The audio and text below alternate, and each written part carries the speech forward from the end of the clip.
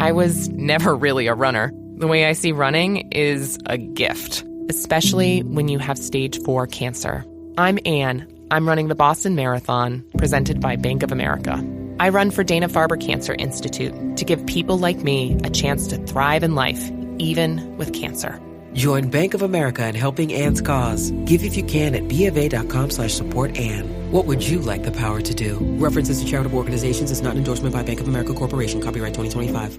Hi, and welcome to the 10-Minute Food Truck Training Podcast. My name is Bill Moore. I am a food truck business trainer, author of Food Truck 101, Beginner to Winner, and Food Truck 201, Get Off the Truck.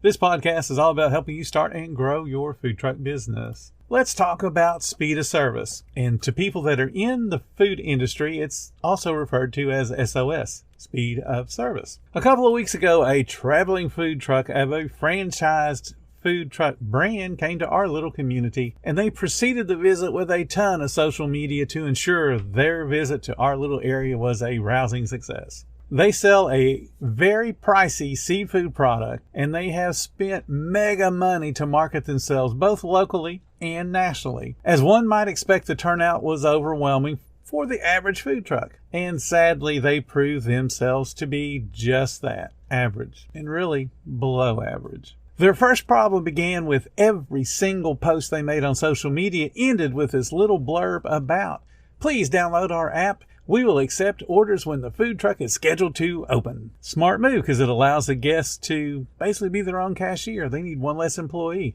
because that app does the pre-ordering, lets them know how much food to prepare, and it lets them know what's going on. So Melissa and I arrived about 30 minutes before the advertised opening of this food truck, and it already had a line. It was 57 people deep. And yes, I counted every single one of those because that's what I do. When I go to check out a food truck, I have a stopwatch and I got paper, I'm taking notes, and I'm counting human beings in their line.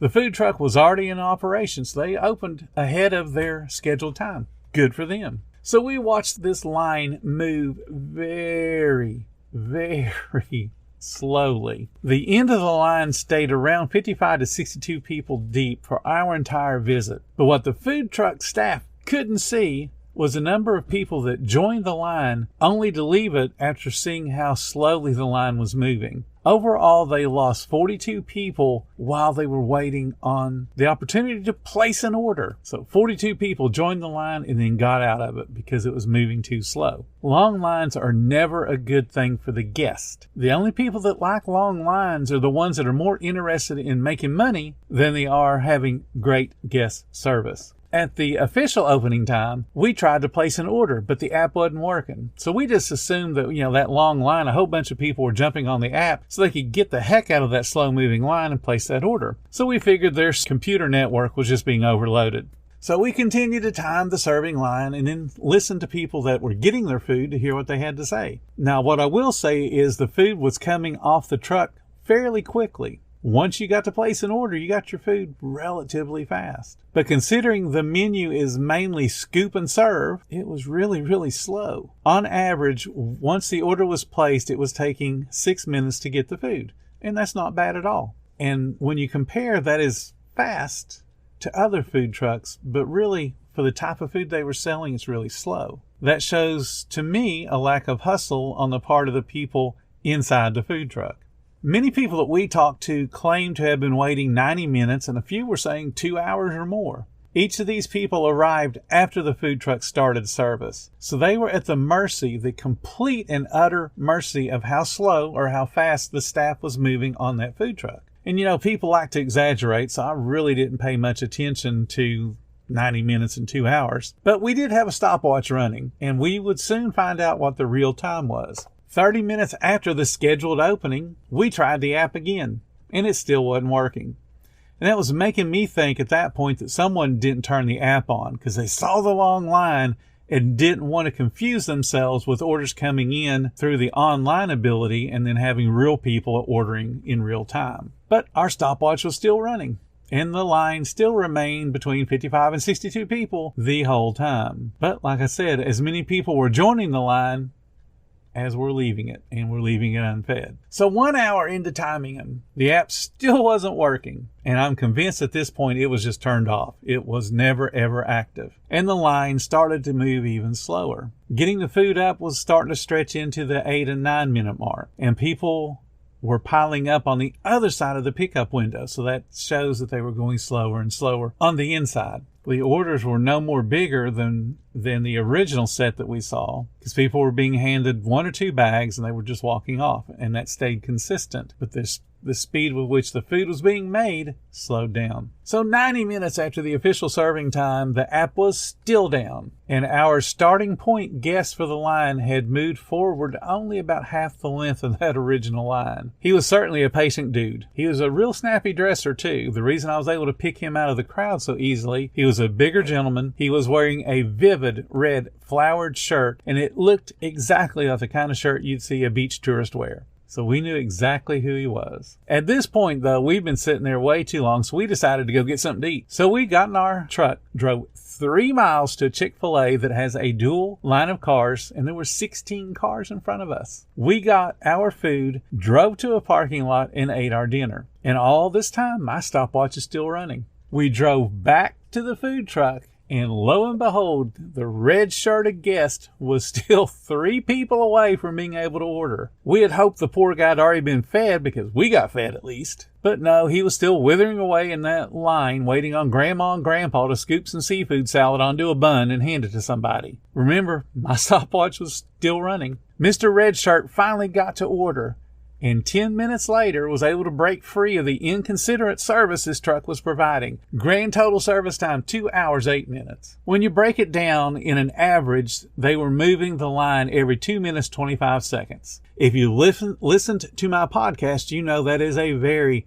leisurely pace, and actually it's slow, extremely slow. And why? Because of the complete and utter lack of hustle on the part of the people inside that food truck. Oh, and the app never worked the entire time they were serving. We even asked them about it the next day, and they said the move into the central time zone rendered the app unable to take online orders. So, not only are they so slow, but they insult the intelligence of their guests by saying something that cannot possibly be true. In the week after this nonsense, I happened to talk to a high-level programmer from Google, and he confirmed changing a time zone should not have been an issue for the most basic of food service apps. So what kind of scam are they running? Just admit it, we turned it off. We were too overwhelmed. I'd rather somebody tell the truth than to make up some story. And if it is true that their app is incapable of changing time zones, why are they paying money for it? I mean, the United States has several time zones. You think this would have been encountered long before now. The question I'm sure you have is, what could they have done to move that line faster and not lose all those guests that they did lose? Well, first, based on the social media buzz they created and the amount of food that they did bring,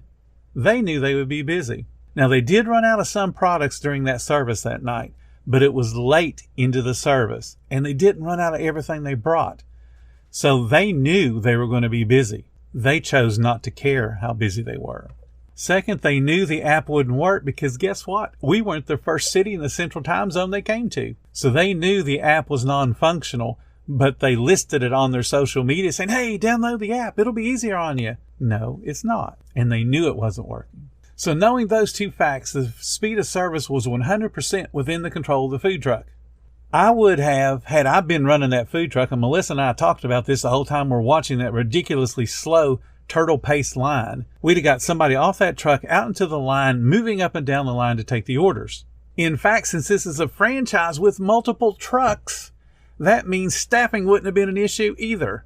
They could have brought way more people than they did to keep that truck fully staffed with people that were energetic and moving the food through the truck. I would have had a second person outside of that truck helping to take orders. And then also, as the line waned, which it should have because 2 people out there taking the orders would have made the line disappear, then that second person could have went back in and started helping the kitchen or help expedite the food to get it into people's hands. Because remember, the majority of their menu is scoop and serve. Very little cooking. I would have had the kitchen so full of people that they were just moving food, not moving themselves. No stepping, no reaching. Just slide it down to the next person. The product that they sold on average for one product, this is a hot dog size sandwich with a scoop of lobster on it, $22. So do you think labor's a problem for them? All this truck wanted to do was rake in a bunch of money because they knew they were going to be gone tomorrow. They didn't have to care about guest service. They didn't have to care about being fast because they won't be back tomorrow.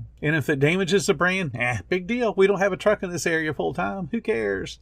We'll just laugh on the way to the bank and make that deposit. So let's add some more insult to the injury. This franchise is returning to the Central Time Zone next week. And they're still recommending on their social media to download the app to place your order when the truck officially opens. So Melissa asked them on their social media, has the app been fixed? We would love to come visit you. And they said, no, the app will not be working. So Melissa asked, why are you posting it on your social media if you know it's not going to work? So what did they do?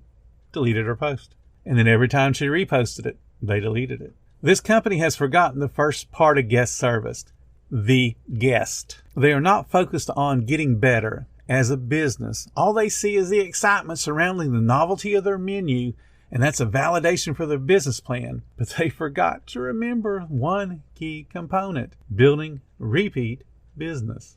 The company owners did a pilot for a TV show a couple of years ago, and the premise of the TV show was to help failing food truck owners improve. The show was ridiculously boring to watch. It lasted exactly one episode, so the pilot never got picked up. But one of their talking points to this dude they were trying to help him with his food truck was, hey, you've got to have great speed of service. I guess they forgot to put that in their ops manual when they were franchising out. As a business, they've lost their way. The owners are more focused on getting themselves on TV than they are actually taking care of the people that literally pay their bills.